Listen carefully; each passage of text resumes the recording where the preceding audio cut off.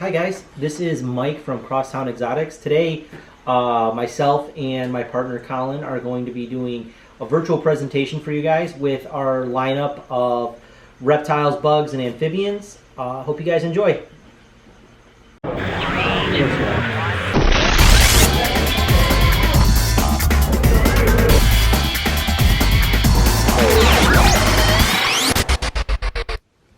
Alright guys, the first animal we're going to see is a Madagascar hissing cockroach, specifically a wide-horned hissing cockroach. And here is our beautiful little guy right here. They come from Madagascar, which is kind of like a island off the coast of Africa, and they're a kind of like a drier forested type animal. You find them on like the forest floor, and living in dead logs, maybe a dead tree stump. Just under structures like that is where they spend most of their time. And as far as how big these guys get, wide-horned hissing cockroaches, they're one of the largest roaches in the world. They average roughly like 3.5 to 4 inches, I mean almost the size of my palm, and they're pretty heavy-bodied also. And I guess I get a good comparison, like your German cockroaches, like the ones you might find in like a dirty restaurant or like a motel or something, they're like an inch or so. So that's kind of like, this is Godzilla of roaches compared to what most people are seeing. And on average, I want to say a lot of roaches, you know, you're probably looking at an average of an inch to 2 to 2.5 inches, because some of your other species can get, you know, fairly decent size. And lifespan, these guys live anywhere from 2.5 to 3.5 years, so not super long. And that's kind of like typical with a lot of roaches. Like German roaches, I want to say, I think they're roughly like 1.5 to 2 years. Some of your roaches, like the American roach that you find in older factories and stuff, they live almost 2 years. And they take a while to even get big enough to, to reproduce. So they have to have a good long, decent lifespan just to grow. Like roaches don't just get big one day overnight. They have to, just like us, they have to take some time to grow. And as far as what roaches eat, it's a very big variety of things. So in nature, this particular species is going to eat, rotting vegetation, like dead wood, maybe the occasional dead animal, fruits that fall on the forest floor. At home, I give them a variety of dark leafy greens. I give them fruits once in a while, like apples, maybe some banana slices. And then they also really like sweet potatoes, and then I have some pelleted foods that I give them as well. And as far as diet goes, like a roach's diet is very important because they eat like things that are decaying or stuff that we might consider are garbage. So they're important in that aspect because of what they eat. So next we're going to kind of go over some unique like adaptations that help insects, and in this roach in particular, kind of like, navigate life and survive out in the wild. And one of them is, you guys probably see them, are his antennae. They're constantly moving around, constantly touching things. They're very sensitive to smell, basically. It's kind of like his version of a nose. They don't have a nose like us, but they use these antennae to help smell and sense things in the environment. He might put his antenna on something and be like, oh, this is a delicious banana, or oh, that's not food, I'm going to move on and go somewhere else. And all insects have antennae, and they're a sensory organ. They help them kind of navigate the environment because not all insects have very good vision. So that kind of supplements them in a way that they can, better live one more day, just like everyone else wants to do. And some other cool things with these roaches is on their feet, they have these little hooks that help them to hold on to like bark, the side of structures and things. Like at home, in the container they're in, they can climb up the glass or the plastic in whatever they're being housed in. And last thing we're going to go over, I guess another thing we can look at too here is their legs. We went over the hooks on their feet. They also have these interesting little spikes. So if the roach is scared and you go to grab it from the top, they kind of stiffen their legs out, and it makes them hard to grab because those little spikes, they don't feel good. With him crawling on me, you don't feel him. He's got to be scared to kind of stiffen up and utilize those projections on his legs. But last thing is they're called a hissing cockroach because they can make a hissing noise. All along the side of his body here, kind of going down his abdomen, he's got little holes, and when he gets scared, he pushes air out of them, and it's like a tss, tss, and it's supposed to frighten off potential predators. you know, like if you were picked up a slice of pizza and it screamed at you, you'd probably put it back down. And that's kind of like where the roach is coming from. You know, a lot of animals, they grab it, don't expect them to make any kind of noise, and they're like, whoa, and then drop them, and then hopefully he can run away before he gets eaten by a potential predator. Next bug we're going to see here, guys, is a Vinegaroon. And these guys come from the southwest United States, and you find them more in desert type environments, drier climate, and they actually spend most of their time underground. You know, they kind of make a burrow or find a dark, secluded place, and basically during the hot time of the year, they're underground in a hideout, and in the spring and kind of more, you know, wet, humid season, they'll come out and search around for food. So an average size for these guys is anywhere from, I don't know, I'd say like 3 to maybe 4.5 inches on a monster. This is pretty average right here, the individual we're looking at in my hand. And lifespan-wise, they for an invert, they have a pretty long lifespan. I mean, these guys can live 10 to 12 years. So, I mean, they live a long time. And as far as what these guys eat in nature, it's just a lot of smaller bugs, whether that's crickets, roaches, worms, smaller Vinegaroons, anything that they can catch and overpower is what they're going to eat. And the way they eat that is with these projections on the front here. So those big arms, they help to grab onto his food, and it would grab like a cricket, and then basically he's got mandibles up here, and he would start munching away. So some neat adaptations that this animal has to survive in nature. The first one you're probably going to see is it looks like it has antennae. They're actually modified legs. So his legs are kind of special where instead of having an antenna like an insect to smell, he uses his feet to smell the environment. Kind of lets him know if there's food around, other Vinegaroons, just kind of an extra sensory organ, which is pretty neat because they have very bad vision. A lot of arachnids, you know, like spiders, scorpions, their vision's not the best. And another really cool thing is this projection that is coming out of his butt right here. So another name that Vinegaroons go by is whiptail scorpion. And they're not a scorpion like most of you guys are thinking. They're a cousin, but they use that little whip projection there to, they make acetic acid, which is like vinegar. And what they'll do is if something's bothering them, like let's say some kind of small mammals coming up, poking at him, he produces that acetic acid on his tail, and he throws little droplets, and it gets on the animal, and it smells bad. I mean, it could sting their eyes a little bit, but it's just to kind of smell bad, and that's going to scare away other animals from trying to eat them. All right, guys, next animal here, this is Trevor the toad. He is a smooth-sided toad, and they are native to South America. They come from a rainforest type of environment, and most of this toad's life is spent on the ground, on the forest floor, in the leaf litter, you know, hiding under logs and things like that. They like kind of more of a humid, cool environment that is basically you find on the forest floor. As far as diet, what these guys eat mostly is just, I mean, anything they can fit in their mouth. Small inverts, you like your earthworms, roaches, crickets, grasshoppers, basically any kind of little critter that's going to walk in front of him, he's going to view as something to eat. In captivity, we do a lot of superworms, crickets, they like dubia roaches, and some of these guys do get to the size where they may be able to eat like a small lizard or a small rodent. So, as you guys might hear while we're holding Trevor here, he's kind of making some chirping sounds. One reason we know Trevor's a boy is because only boy amphibians make that noise, or make chirping sounds in general. They use that to kind of find, to impress the girls. Like, hey, I'm over here, listen to my awesome chirp.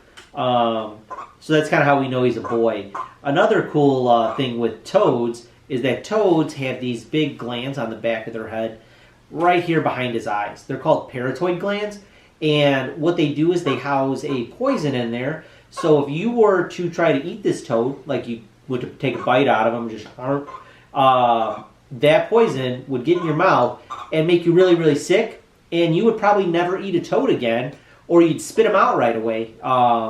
And that's kind of how toads protect themselves. Kind of a cool adaptation, because other than that, other than jumping away, I mean, he can jump pretty quick, but not super fast, so that poison gives him an extra little bit of protection when he's out there hopping around on the forest floor looking for food.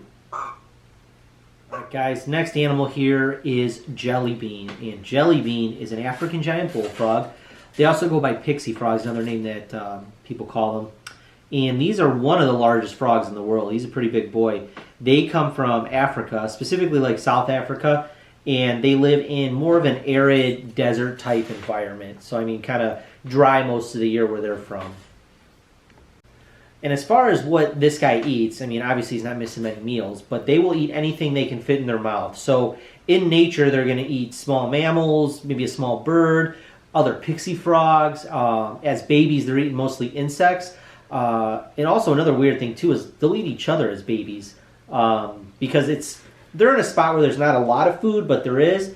So they just capitalize on whatever is in front of them. At home, we give Jelly Bean rodents. He likes cocktail shrimps. He's also eating squid, cuttlefish, and like pieces of chicken as well. So he's not very picky when it comes to what he eats. Things that help Jelly Bean survive in the environment where he's from. One of them, you guys see how he's big and fat like this. That's not just from him eating a lot. What they do is they hold fat in their body, kind of like how a bear gets fat before they hibernate. And what he'll do is when the drought comes, there's not a lot of rain, he digs a hole and he'll kind of wait underground and make a mucus cocoon, which is like a snot cocoon, and it helps to hold in all the water. And then he lives off the fat while he's taking a long nap. And they can stay out of water. I mean, it's several months at a time when they have their droughts. So I mean, for like almost half the year, probably he's just sleeping in a mucus cocoon, living off his chub. And that's kind of one of the biggest adaptation he has for surviving in the kind of like the harsh environment he has. And another cool thing that helps him to kind of get food is he has there's like some projections in his mouth that help him hold on to things when he bites them. Because obviously he's not going to chase anything down. He sits and waits, and something walks in front of him, and he just goes, brah. And having those projections in his mouth helps to hold on to that food so it doesn't get away. And believe it or not, for a frog, he's got a pretty strong bite. Another cool thing is that between boys and girls, we know Jelly Bean's a boy because he has orange armpits. So if you guys see his belly here, looks like he's got orange coloring here. And females don't have that. Females have a solid, kind of white stomach, and males also get, double the size of females. A female would literally is only like this big compared to how big he is right now. So kind of some neat little facts and adaptations that he's got to help him survive in the harsh environment where he comes from.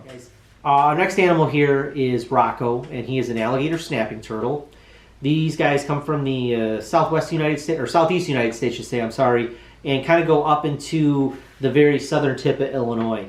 Where they like to spend most of their time, where they're commonly found, are swamp-like environments where it's very slow-moving, almost stagnant water, shallow creeks, shallow rivers. They don't like areas of just fast-moving water in general. They like that swampy, lots of logs, rocks, things that help them blend into their environment. So as far as the size of these turtles, they're actually one of the largest freshwater turtles in the world. They can get a couple hundred pounds. So you're thinking 250 pounds or so, with some specimens saying they've been more, but I think it's kind of all over the board with some of the uniquely large animals. These guys also can get up to a 3-foot shell. I want to say it's 30 to 35 inches on some of your big monster turtles. And that's typically males that get larger. Females, I want to say, are about 60 pounds. And maybe have a 2-foot shell. They're not quite as large. And we aren't 100% what Rocco is, but we'll love him either way. As far as if he's a boy or a girl. If he's a boy, we're hoping that because he'll get huge. And then lifespan, online you'll read a lot of places that say maybe, 70 to 100 years. But some of these guys I think can live much longer than that. As far as diet goes with these turtles, they are omnivorous. So they will eat a combination of plant and animal material. So in their babies, they're eating mostly things like small fish, freshwater bugs, like crawdads and freshwater clams, things of that nature. But as they get older, they eat vegetation as well. One of their favorite things that they have found that these turtles like are acorns. Some of the alligator snappers, when they harvest them, some guys trying to use them for soup or something unfortunate like that, some of the scientists will ask, hey, can we look at the gut contents? And they'll be filled with acorns. So I guess acorns are a delicacy to these turtles. At home, Rocco gets a varied diet of like freshwater fish. So I give him like trout, catfish. I mean, he's not very picky with that. He'll get chicken sometimes, but he also likes to eat yellow squash and watermelon on occasion, and zucchini. So some unique adaptations that this turtle has is, we talked about earlier that they like to live in a, you know, slow-moving, kind of like swamp-like environment where they can blend in. So when you look at Rocco, he kind of looks like he might be a log or a rock. He's got all kinds of things hanging off his neck, and they like to blend in, look like part of the environment. And if you look on the inside of his mouth, it looks like there is a little worm there. And what he does, he sits really still, he wiggles that, and fish see it, and they're like, oh my gosh, look, that's something delicious to eat. And they go to try to take a nibble, and then chomp, and that's kind of like a super unique way for him to catch his food, is that he's got a built-in fish lure on his mouth. You know, built-in fish lure, super camouflaged, and these guys can stand underwater for prolonged periods of time. I don't have exact minutes on it, but I mean, they can stay underwater a lot longer than we can, sitting super still, just waiting for food to come to them. And when they do breathe, they usually only like to stick the tip of their nose out of the water so that they're not really seen moving around. This next animal we're going to see is Rufio, and Rufio is a red-foot tortoise. Red-foot tortoises are found in South America. They're like a medium-sized species of tortoise. They're known to get around 25 pounds, which is kind of on the larger end for this guy, but they can get quite large. Redfoot tortoises have a mixture of different habitats throughout South America. They can live in the jungles or the rainforests, or they can be found in like the grassland areas. So, that being said, these animals do have a wide variety of things that they like to eat. They'll eat things like fallen fruits, leafy greens, grasses, different fruits and vegetables, but they're also known to eat things like carrion. And simply carrion is like roadkill, just animals that have perished in the wild, and they'll kind of take advantage of a little bit of a free meal. So they have been known to eat dead animals. Redfoots will also eat insects like worms, bugs, and things like that. So again, they do require a bit of protein in their diets to make them happy. Redfoot tortoises actually use this black and spotted coloration on their shells to blend in to the shadows underneath the plants and vegetation in which they live, which is quite interesting because you would think an animal that's kind of all black or brown would kind of stick out a little bit because it is one big solid color, but actually those spots and things do break up their pattern enough to where they ultimately disappear into the wild. Now, the reason why they're called redfoot tortoises is because they've got that beautiful red coloration on their legs. And honestly, I couldn't find anything in my research on why they actually have that beautiful adaptation. But regardless, I mean, they're such a stunning species.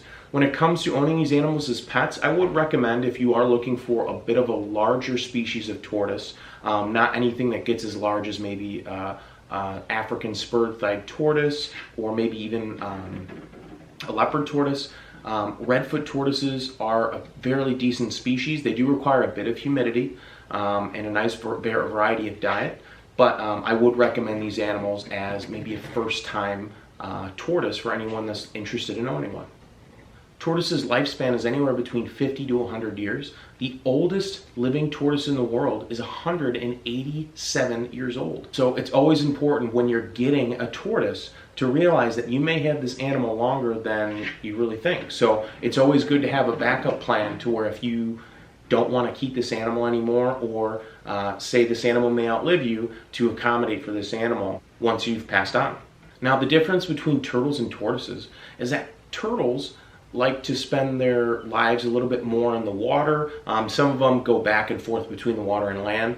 Tortoises primarily spend their lives on land. Now, this one you could tell is more of a versatile species because it's got this ovular shell, okay?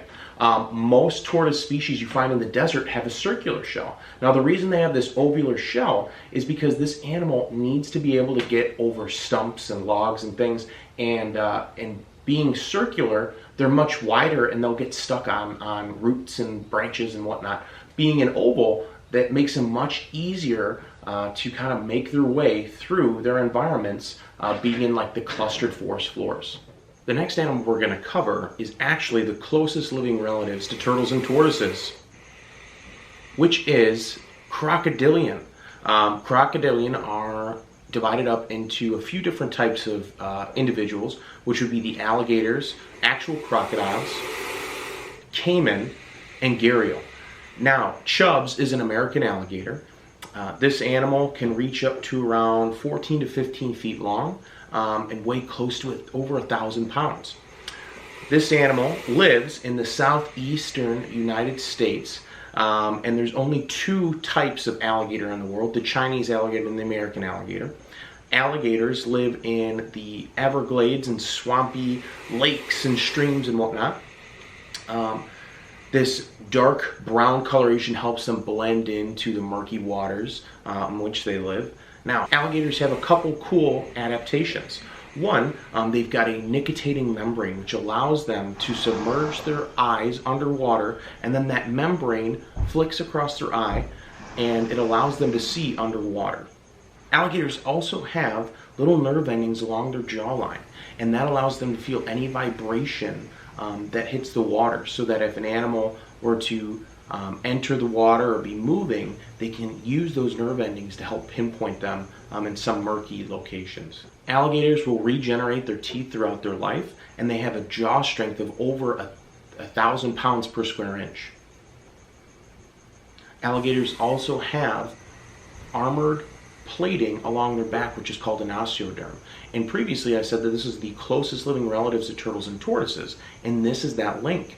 Osteoderms are a mixture of keratin and bone that are used to protect the interior of this animal. So if it's ever in a battle with another alligator over territory, or maybe a female, or if a potential predator, when it's younger, tries to attack this animal and maybe eat it, that osteoderm plating along its back allows them to kind of take some pretty death-blowing hits and be able to survive. Now, because these animals are aquatic, they do have webbed toes along their back feet. They do have slight webbing on their front legs, more so on their back, and then they do have this flattened tail to help them propel themselves through the water. Alligators are legal to own here in Illinois. These animals are a permit required and license required animal through the state DNR. So if you are thinking of getting one, don't. These animals, again, just from the list of things I've already stated, are not good pets, because they are, one, a fully aquatic creature which requires a lot of filtration, a lot of space. They can reach up to around 15, 16 feet long and several hundred pounds. And then also, two, they can deliver a very serious bite. And obviously, first and foremost, they are legal. So again, these animals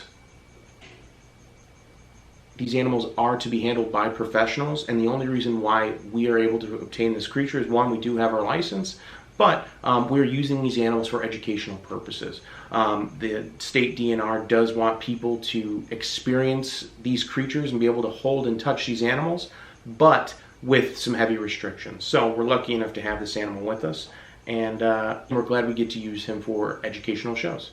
So our next animal is Bilbo, and Bilbo is a northern blue-tongued skink.